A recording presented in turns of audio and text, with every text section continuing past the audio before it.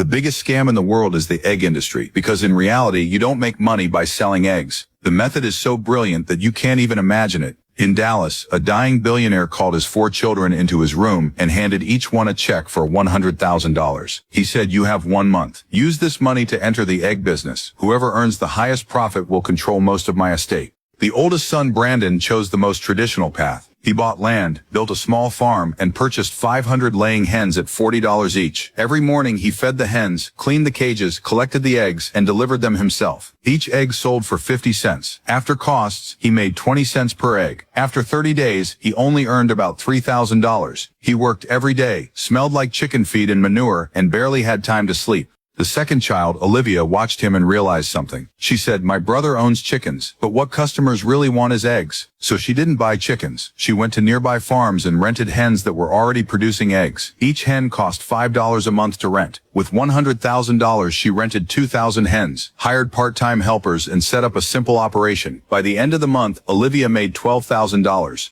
With the same money, she earned 4 times more than Brandon because she rented productivity instead of owning burden. The third child, Daniel, went 1 level higher. He didn't want to depend only on his own cash. He visited food factories, breakfast chains, bakeries, and school cafeteria suppliers. He told them, "I can provide eggs at 10% below market price, but you sign a contract and pay 30% up front." At first, the buyers hesitated. But Daniel used his father's name and reputation to win trust. Soon he collected $550,000 in advance payments, leased large farm facilities, hired more workers, and expanded to 20,000 hens. At the end of the month, Daniel made $120,000 in net profit. He understood that money is not the only capital. Trust is capital. Reputation is capital. Contracts are capital. The youngest child, Mason, didn't compete with them at all. He thought, if everyone is fighting to sell eggs, I'll sell the road that eggs travel on. He spent the first week studying farmers, distributors, restaurants, grocery stores, delivery routes, and prices. Then he built a simple online platform that connected small egg farmers directly with restaurants and local stores. Farmers got better prices, buyers got fresher eggs, and Mason charged an 8% fee on each transaction.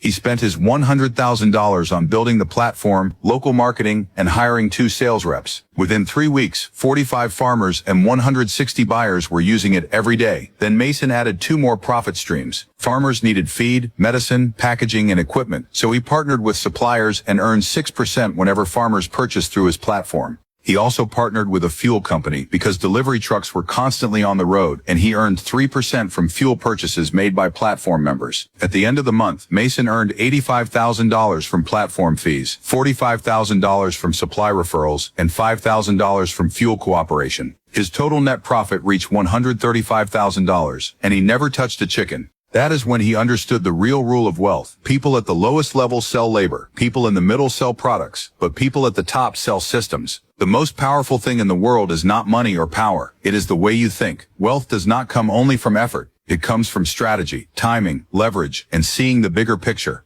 Powerful families teach their children early how to understand human nature, how to use strategy, and how to survive in a competitive world. Ordinary families often only teach children to be obedient, work hard, and get good grades. But if a child only knows how to follow orders and work hard, they may grow up being used by people who understand the game better. So don't only raise your kids to be obedient and hardworking. If I could go back to my child's elementary school years, I wouldn't focus only on piano, dance, or art classes. For ordinary kids like ours, social intelligence and strategic thinking are the skills that can truly protect their future. If you want to raise a resourceful, sharp-minded child who knows how to handle people and situations, let them read Raise Children Street Smart before they turn 15. Kids who read it often become surprisingly clever. Just place it on their desk and they'll read it on their own. This book uses comic stories to teach children life wisdom and social rules. It teaches them how to react when someone tricks them, how to solve conflicts with friends, how to ask for help correctly, and how to use resources around them wisely. These lessons can help them all the way through school, college, and real life. Don't wait until your child learns these lessons through pain. Click the orange shopping cart and get Raise Children Street Smart today.